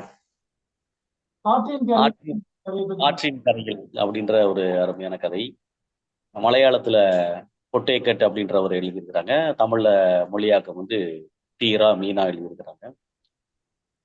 நல்ல ஒரு அருமையான கதை தான். ஒரு ஆற்றினுடைய சூழல் எப்படி இருக்குது அப்படின்றது ஒரு விரிவான ஒரு வர்ணனை வருகிறது. ஒரு பெரிய ஒரு பாறை இருக்குது. அந்த ஆறு அந்த பாறையை சுற்றிலும் போயிட்டு வர மாதிரி இருக்குது. அது பார்க்கறதுக்கு பெரிய ஒரு குடிசை இருக்கிற மாதிரி ஒரு தோற்றம் தெரியுது. நிறைய மரங்கள்லாம் நிறைய இருக்குது. நிறைய பேரிச்ச மரம் இருக்கிறது, கம்மட்டி மரம் இருக்கிறது, கள்ளி செடி இருக்கிறது, கென்னா செடி இருக்கிறது, பலா மரம் இருக்கிறது, மூங்கில் மரம் இருக்கிறது. இப்படி அதனுடைய சூழலை எல்லாம் கதையாசிரியர் வர்ணனை செஞ்சுட்டே வராரு. அப்ப ஒரு ஆற்றினுடைய ஒரு சூழலை வந்து நம்மளுக்கு ஒரு கற்பனையில வந்து கொண்டு வந்து நிறுத்துறாரு. நல்ல ஒரு அருமையான ஒரு நுணுக்கமான ஒரு வர்ணனை தான் நல்லா இருக்குது. அதுல வந்து ஒரு தூக்குப்பாறை அப்படின்னு ஒரு விஷயத்த வந்து சொல்றாரு. இங்கதான் வந்து அந்த கதை வந்து இப்ப ஆற்றின் கரையில் அப்படின்ற அந்த சொல்லாடல்ல இருந்து சில விஷயங்கள் எல்லாம் எடுத்துட்டோம்னா, அதை தாண்டி என்ன நம்ம வந்து இதுல கொஞ்சம் யோசிக்கிறதுக்கு, மீண்டும் சிந்திக்கிறதுக்கு இடம் இருக்குது அப்படின்னு பார்க்கும்போது, இந்த தூக்குப்பாறை வந்து எனக்கு ரொம்ப நிறைய யோசனைகளை தந்தது. ஏன்னா ரொம்ப போற போக்குல தான் அந்த ஆசிரியர் சொல்லிட்டு போறாரு. ஒரு காலகட்டத்துல ஒரு 50 ஆண்டுகளோ 100 ஆண்டுகளுக்கு முன்னாடி குற்றம் செய்தவர்களை வந்து தண்டிப்பதற்கு அந்த பாறையை பயன்படுத்தியிருக்கிறாங்க. குறிப்பா வந்து தலையை வந்து வெட்டுறதுக்கு அந்த பாறையை வந்து பயன்படுத்திக்கிறாங்கன்னு சொல்றாங்க. இப்ப இந்த விஷயத்த வந்து நம்ம ரொம்ப ஆழமா யோசிக்க வேண்டியிருக்கு. ஒரு மனிதன் ஒரு குற்றம் செஞ்சான் அப்படின்றதுக்காண்டி அவன தலையை துண்டிக்கிறது அப்படின்றது எந்த ஒரு வரலாற்று சூழல்ல நமக்கு எவ்வளவு ஆதாரங்கள், சான்றுகள் கிடைக்கின்றன. அப்ப இது எந்த பின்புலத்துல வந்து இந்த ஒரு தகவலை வந்து இந்த சிறுகதை வந்து உள்ள கொண்டு வந்து சேர்க்குது நம்மளுக்கு. அப்ப மலையாள பகுதியில ஒரு குறிப்பிட்ட சூழல்ல வந்து மக்கள் வந்து எப்படிப்பட்ட ஒரு சூழலை வந்து பெற்றிருக்கிறார்கள், அந்த தண்டனை முறைகள் எப்படிப்பட்டதா இருந்திருக்கிறது அப்படின்றத நம்மளுக்கு ரொம்ப ஆழமா ஒரு சமூக சிந்தனையோடு அல்லது ஒரு சொசியாலஜிக்கல் அப்ரோச், சமூகவியல் பார்வையோடு அது நிறைய ஆழமா சிந்திக்க வைக்குது. அது மட்டும் இல்லாம மித்தையும் அந்த இடத்துல கொண்டு வந்து சேர்க்கிறாரு. என்ன அப்படின்னா, அந்த இடத்துல ஓடுகின்ற தண்ணி வந்து ஒரு வேற மாதிரி கலர்ல இருக்குது அப்படின்னு சொல்றாப்புல. ஆறுனா ரன்னவே அது அப்படியே ஓடிக்கிட்டு இருக்கக்கூடிய தன்மையில தான் பார்க்குறோம். ஆனா அந்த இடத்துல மட்டும் ஒரு ஒரு தொன்மத்தை சொல்லி, ஏன்னா காலகாலமா அந்த இடத்துல வந்து ஒரு தலை வெட்டப்பட்டுக்கிட்டு வந்திருக்குது. அந்த மனிதனுடைய ரத்தம் சிந்தப்பட்டு வந்திருக்கிறது. அந்த தண்ணீயில அந்த தன்மை இருக்குது அப்படின்ற மாரியான ஒரு ஒரு ஒரு ஒரு கூடுதலான ஒரு சிந்தனையை, தேடுதலை வந்து இந்த கதை அந்த இடத்துல வந்து ரொம்ப ஆழமா சொல்லுது. இது மீண்டும் மீண்டும் யோசிக்கக்கூடிய, தேடக்கூடிய ஒரு இடமாக இருக்குது. ரொம்ப அற்புதமான அந்த பகுதியாக நான் பார்க்குறேன். அப்ப அங்க வந்து குளிக்கிறதுக்காக வந்து உண்ணி அப்படின்ற ஒரு 6 வயசு பையனும், அவருடைய அம்மா மாதவியும் வந்திருக்கிறாங்க. இதான் கதை. இப்ப அந்த பையன வந்து குளிப்பாட்டி, அவனுக்கு ஒரு கோமணம் கட்டி விட்டு, அவன வந்து என்ன செய்றாங்க அப்படின்னா, ஒரு மேட்ல வந்து நிக்க வைக்கிறாங்க. நிக்க வச்சுட்டு அமைதியா இருடா அப்படின்னு சொல்லிட்டு, அவன்கிட்ட ஒரு தங்கத்துல சிகப்பு கல்லு பதிக்கப்பட்ட ஒரு மோதிரத்த குடுத்துடுறாங்க. இது காட்சி. இப்ப இது வந்து நம்மளுக்கு இயல்பா சொல்லக்கூடிய ஒரு விஷயம் தான். ஆனா அந்த இடத்துல ஒரு வரிய வந்து அந்த எழுத்தாளர் எழுதுறாரு. என்ன அப்படின்னா, "அம்மாவின் நேரடி பார்வையிலிருந்து விடுபட முடிந்தது" அப்படின்னு ஒரு வார்த்தைய சேர்க்கிறார். எனக்கு ரொம்ப அப்படியே இந்த வரி வந்து ரொம்ப ஆச்சரியமா இருந்தது. கதை சொல்ற இடத்துல வந்து நம்ம எத வந்து விட்டுட்டு போறோம்ன்னு இருக்கு இல்லையா? அப்ப சாதாரண ஒரு 6 வயசு குழந்தை கூட என்ன செய்யுது அப்படின்னா, ஒரு சுதந்திரத்த விரும்புது. அம்மாவுடைய நேரடி கண்காணிப்பு வந்து அதுக்கு புடிக்கல. அப்ப அது அந்த ஆற்றுக்கரை ஓரத்துல மண்ணுல வந்து வீடு கட்டி விளையாட விரும்புது. தண்ணிக்குள்ள விளையாட விரும்புது. இல்லையா? பக்கத்துல கூட மரம் செடிகளுக்குள்ள ஓட விரும்புது. ஏதாவது ஒரு சத்தத்தை ஏற்படுத்தி தனக்கான ஒரு உலகத்தை வந்து அது விரும்புது. ஆனா அந்த பெற்றோர்கள் என்ன பண்றாங்க அப்படின்னா, இல்ல இல்ல நான் சொல்ற மாரி நீ இருக்கணும். நான் சொல்ற மாரி நீ வாழணும். நான் சொல்ற மாரி தான் நீ செயல்படணும். அப்படின்ற அந்த கண்காணிப்பு இருக்கு இல்லையா? இது வந்து ரொம்ப ஒரு மோசமான ஒரு விஷயம் தான். ஏன்னா இயல்பாகவே அ சமூகவியலாளர்கள் சொல்லுவாங்க. உலகத்திலேயே ரொம்ப ஒடுக்கப்படக்கூடியவங்க யாருன்னா குழந்தைகள் தான். ரொம்ப சுரண்டப்படக்கூடியவங்க யாருனாலும் குழந்தைகள் தான். அந்த அளவுக்கு நம்ம அந்த குழந்தைகள் என்ன செய்றோம் அப்படின்னா, நம்மளால முடிஞ்ச மட்டத்துக்கு ஒரு என்க்ரோச்மென்ட்ட வந்து பண்றோம். அப்ப அந்த குழந்தையினுடைய கருத்திலிருந்து இந்த வரிய சேர்க்கிறார். அப்ப ரொம்ப அந்த அந்த இடம் வந்து ரொம்ப முக்கியமான ஒரு பகுதியா பார்க்குறோம். ஏன்னா எல்லா வகையான குழந்தைகளுக்கு எதிராக இந்த சமூகம் மாற்றக்கூடிய எல்லா விஷயத்தையுமே இங்க நம்ம பார்க்க முடியும். இப்ப நான் ஒரு தந்தையா வந்து இந்த விஷயத்த வந்து ரொம்ப ஆச்சரியமா வந்து யோசிக்கிறேன். எனக்கு ரொம்ப இந்த வார்த்தைகள் ரொம்ப பாதிச்சிருச்சு. அப்ப நம்ம குழந்தைகள் நம்முடைய கண்காணிப்பை விட்டுட்டு போற அளவுக்கு நாம அவ்வளவு ஒரு கொடூரமான ஆளுகளாவா வாழ்ந்துகிட்டு இருக்கிறோம். இவ்வளவு படிச்சுட்டு, இவ்வளவு பேசிக்கிட்டு இருக்கக்கூடிய நம்மளும் இப்படி நம்ம குழந்தை நம்மள இப்படி ஒரு பார்வையில பார்க்குமோ அப்படின்னு ஒரு இடம் வரும்பொழுது, நம்மள நாமே வந்து மீண்டும் மீண்டும் வந்து செம்மைப்படுத்த வேண்டிய, சீர்படுத்த வேண்டிய ஒரு இடமாக அந்த இடத்த பார்க்கிறேன். ரொம்ப அருமையான ஒரு இடமா இருக்குது. அப்ப அந்த குழந்தை அந்த இடத்த தாண்டி போயி, ஒரு தட்டாம்பூச்சிய வந்து புடிக்குது. நாங்கலாம் புடிச்சிருக்கிறோம். தட்டாம்பூச்சிய வந்து புடிக்குது. காலையில மார்னிங்ல வந்து நாங்க பண்ணியிருக்கிறோம். அத புடிக்க ரொம்ப சவாலான விஷயம். அந்த இடத்தையும் நுணுக்கமா சொல்றாரு. ஏன்னா, அது பல இடங்களுக்கு போகும். போனதுக்கு அப்புறம் ஒரு இடத்துல என்ன செய்யணும், அமைதியா உட்காந்து கண்ணை மூடிட்டு வந்து ப்ரேயர் பண்ண ஆரம்பிச்சிடும். ஒரு ஒரு சாந்த நிலைக்கு வந்துடும், பிடிச்சிடலாம். அது வரைக்கும் அந்த குழந்தைக்கு பொறுமை இருக்கணும். இந்த இடத்த வந்து அது ரொம்ப அழகா வந்து அப்படியே காட்டிட்டே போறாரு. இது இயல்பு நல்ல ஒரு வர்ணனையான ஒரு விஷயமா இருக்கு. ஆனா அதுக்கப்புறமும் இந்த கதைக்கு வந்து உயிரை கொடுக்குறாரு. என்னன்னு கேட்டா, அந்த பலாமரத்து பொந்துல இருந்து ஒரு ராஜ நாகப்பாம்பு வருதுன்றாரு. அப்ப ராஜ நாகப்பாம்பு அப்படின்னா சுப்பீரியாரிட்டி தான். ஒரு அதிகாரத்தினுடைய தோரணை தான் அது. அப்படியே பாம்பு கண்டா படையும் நடுங்கும் அப்படின்னு நம்ம சொல்றோம்னா, அது ஒரு சுப்பீரியாரிட்டி. அப்ப அந்த பாம்பு என்ன செய்யுது? அப்படியே படை எடுத்து, நான் ஒரு ஆள் வந்திருக்கிறேன், என்ன நீ கவனிக்க மாட்டியா? நீ யார்றா சின்ன பையன் அங்கிட்டு ஓடிக்கிட்டு இருக்கிற அப்படின்னு அது தன்னை வந்து நிலைநிறுத்துறதுக்கு வந்து அது போராடுது. அப்ப அந்த சூரிய ஒளி வந்து அந்த மோதிரத்துல பட்டு அந்த சிகப்பு வந்து அந்த பாம்பை வந்து டிஸ்டர்ப் பண்ணுது. அந்த லைட்டனிங் வந்து பாம்பை டிஸ்டர்ப் பண்ணுது. அது வந்து அந்த லைட்டனிங்கோட சேர்ந்து அது வந்து படம் எடுத்து ஆடுது. அதை பத்தி எந்த ஒரு அசூசியும் இல்லாம அந்த சின்ன பையன் என்ன பண்றான் அப்படின்னா, அந்த தட்டான புடிச்சிட்டு ஜஸ்ட் ஒரு கணத்துல எஸ்கேப் ஆகி ஓடிடுறான். அப்ப ஓகே, இது வந்து இப்ப அந்த குழந்தையோட ரோல் ரைட், ஓடிச்சு ரைட்டு. இது வந்து சாதாரணமான ஒரு கதை. ஆனா இதுக்கு அந்த பாம்பு என்ன ரியாக்ட் பண்ணுதுன்னு ஒண்ணு எழுதுறாரு பாருங்க கடைசியில.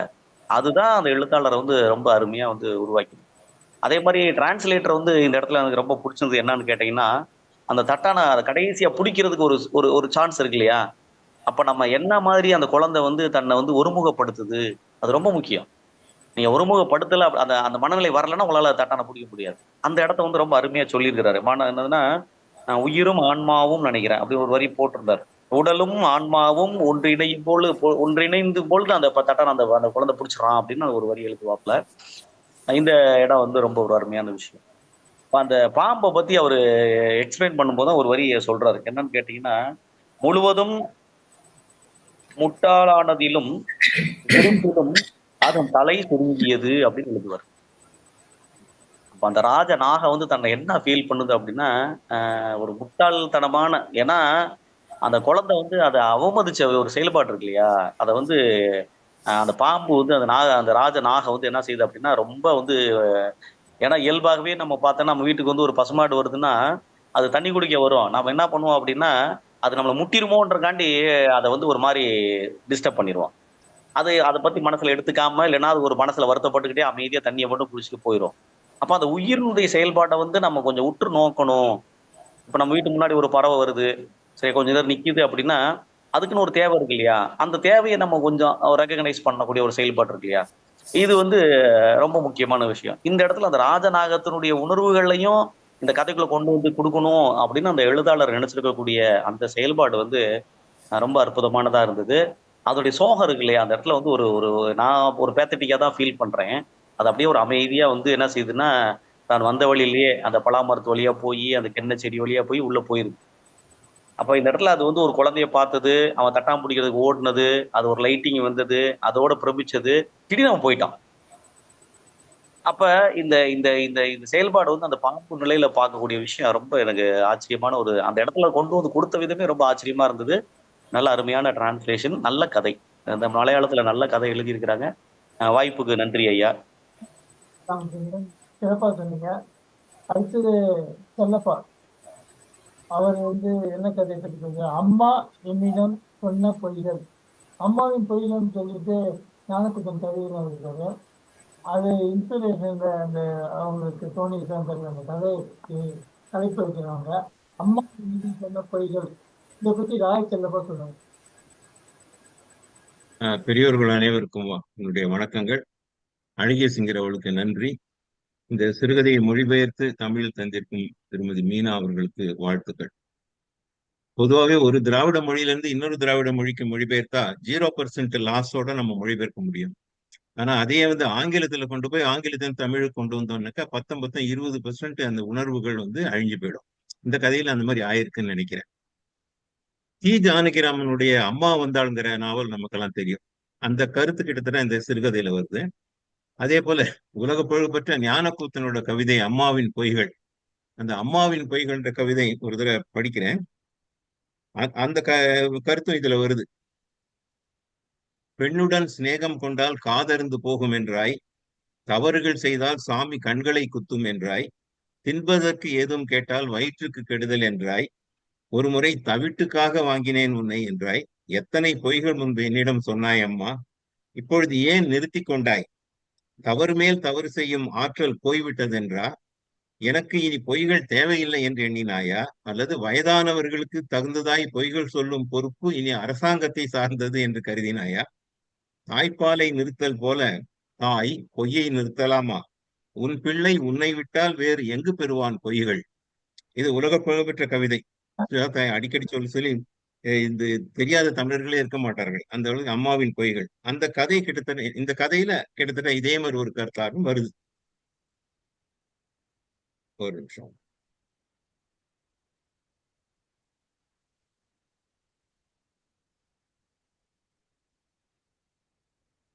இது ஒரு பெண் வந்து கதை சொல்லியாக இருக்கிறாள் இதுல. சோ அம்மாவை பற்றி பெண் பேசுகிறாள். என் அம்மா என்னிடம் சொன்னது போன்ற அதிகமான பொய்களை உலகில் யாரும் சொல்லி இருக்க முடியாது. இதான் சொன்ன இந்த மொழிபெயர்ப்புல போகக்கூடிய இது அந்த சொன்ன பொய்களா இது எதுவுமே வரல. ஆனா அந்த கருத்து வந்து பொய்களா இருக்கு. இந்த பெண் வந்து ஃபீல் பண்றா. பூஜை அறையில் உட்கார்ந்து கொண்டு அம்மா ராமாயணம் படித்துக் கொண்டிருக்கிறாள். அது ஒரு உருவகம். ராமாயணம் படித்திருந்தா பொய் சொல்ல மாட்டார்கள் அப்படின்ற மாதிரி. நெற்றியில விபூதி, படிக்கும் போது மென்மையாக அசையும் உதடுகள் அவ அம்மா. இந்த வயதான காலத்தில் அம்மாவே ஞாபகங்களின் மடிப்பில் மிகப்பெரிய சுருக்கம் போல தோன்றுகிறாள். அந்த அவளுடைய ஆழ்கால் விரலும் நகம் உடைந்திருக்கிறது. அந்த விரலில் இருந்துதான் முதலில் இருந்து பொய்களை அம்மா சொல்ல தொடங்கினாள் என்கிறாள். ஒரு நாள் இந்த பெண் கதை சொல்லி பள்ளிக்கூடம் போயிட்டு வரும்பொழுது அகமது இக்கா அப்படிங்கிறவர் ஒரு எலுமிச்சை மிட்டாய் தந்தார். எலுமிச்சை மிட்டாய்னா என்னன்னு தெரியல, ஒரு மிட்டாய். அதை வந்து அம்மா கிட்ட காட்டுறா. அம்மா அதை வாங்கி பிடுங்கி எரிந்து விட்டு, அகமது இக்கா, அந்த பேர் கேள்விப்பட்டதில்லை, இக்காங்கிறது கரெக்ட் இல்லை, எழுத்து பிழையான்னு தெரியல. அந்த ஆள் உனக்கு யார்? வழிப்போக்கர்கள் யார் தந்தாலும் அதை வாங்கி கொள்கிறாயே, அப்பா வீட்டுக்கு வரட்டும், என்ன பண்றப்பார் என்று கத்துக்கிறார். அந்த முற்றத்தில் இந்த எலுமிச்சை மிட்டாய்கள் சிதறி போகிறது, எறும்புகள் கொண்டு போகின்றன. ஸோ இது ஒரு பொய். அந்த ஆள் யாரு அப்படிங்கிறது அது ஒரு பொய்யா இருந்து நம்மளை புரிய வைக்கிறாங்க. வாழ்க்கையில் மகிழ்ச்சி தரக்கூடிய வலிகள் சில பொய்கள் என்பதை பின்னாளில் உணர்ந்தேன் என்று இந்த பெண் சொல்றா.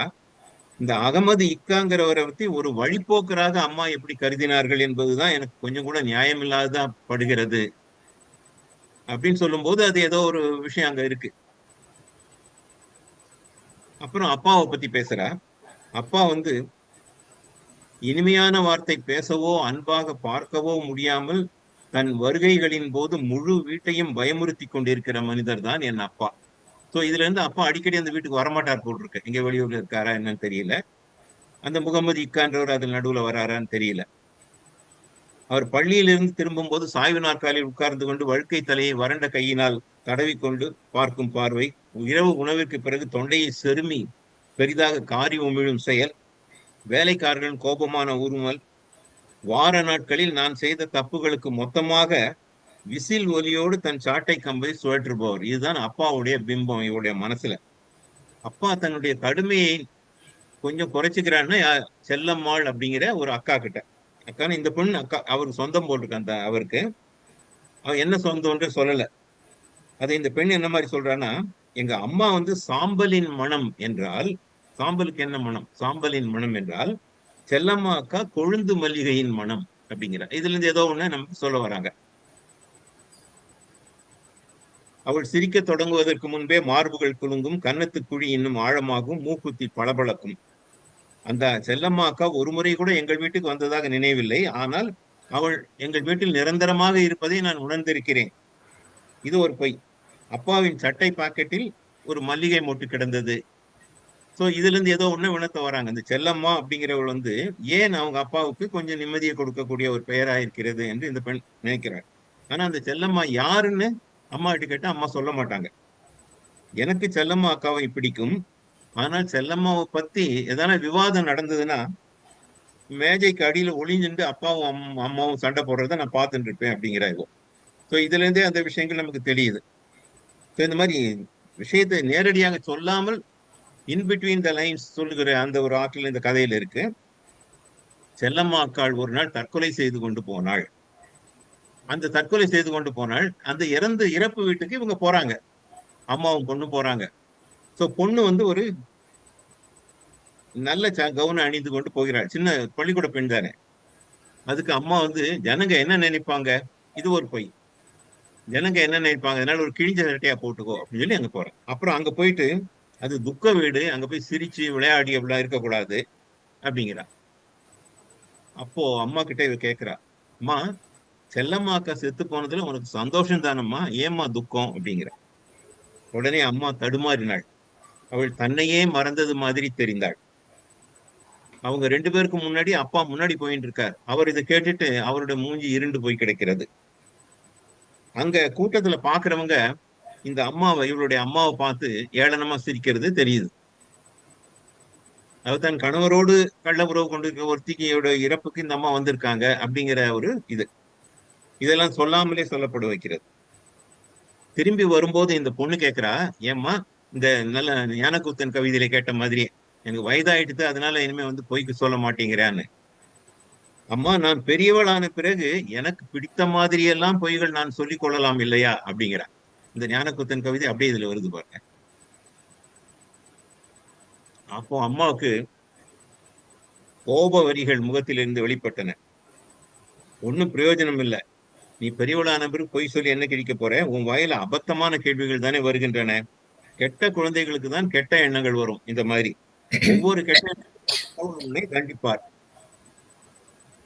அதை ஏற்கனவே சொன்ன ஞானக்கூத்தன் வரி. ஒவ்வொரு கெட்ட எண்ணத்துக்கும் கடவுள் உன்னை தண்டிப்பார் அப்படிங்கிற பொய். இப்போ யாரோ ஒருத்தர் வந்து அம்மாவை பார்த்து ஏளனமா சிரிக்கிற மாதிரி இவ மனசுல தோன்றுகிறது.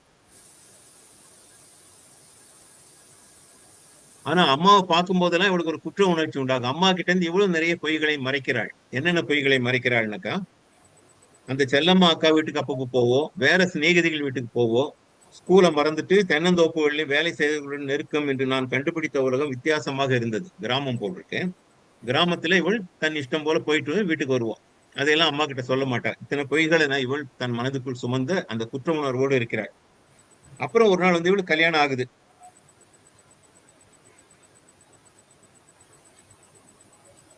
அதுக்குள்ள இளம் பிராயத்தின் மாலை பொழுது ஒன்று எனக்கு இன்னமும் நினைவில் இருக்கிறது அப்படிங்கிறா இந்த பெண். இப்போ அம்மா உட்கார்ந்து இருக்கிற அதே விளக்கு முன்னாடி நானும் உட்கார்ந்து பிரார்த்தனை பண்றேன் கடவுள்கிட்ட. ஆனா பிரார்த்தனை பண்ணும்போது எனக்கு என் கடவுளுக்கு கொஞ்சம் கூட நான் பயப்படாம 10 தடவைக்கு மேலாக வேசி, ப்ராஸ்டிடியூட் அப்படின்ற வேர்டை என் மனசுக்குள்ள நான் சொல்லிட்டேன். யாரை பத்தி சொல்லிட்டான்றது நீங்க தெரிஞ்சுக்கலாம். கெட்ட குழந்தைக்கு கடவுள் சேர்த்து வைத்திருக்கும் தண்டனைகளை நினைத்து கொண்டு இவள் தூங்கும் பொழுது கனவுல இவங்க அப்பா வந்து சாட்டையில் அடிக்கிற மாதிரி இவருக்கு தெரியும். ஒரு நாள் அப்பா வயல்ல விழுந்து தூக்கி வரப்பட்டார். வாதம் ஒரு பக்கத்தை தாக்கி விட்டது. இவளுக்கு கல்யாணம் ஆகிறதுக்கு கொஞ்ச நாள் முன்னே அவர் இறந்து போயிட்டார்.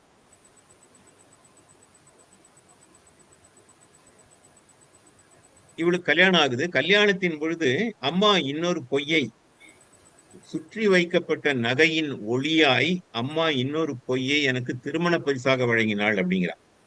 என்னதுன்னா, இனிமேலும் நீ கனவு காண்பளாக இருக்கக்கூடாது, விரைவில் நீ புது வீட்டில் காலடி எடுத்து வைக்க போகிறாய், வீட்டு நிர்வாகம் என்பது விளையாட்டான காரியம் இல்லை என்று சொல்லிவிட்டு, ஆணின் மனதில் இடம் பெறுவதற்கு அது ஒன்றுதான் வழி, மறந்து விடாதே என்றாள்.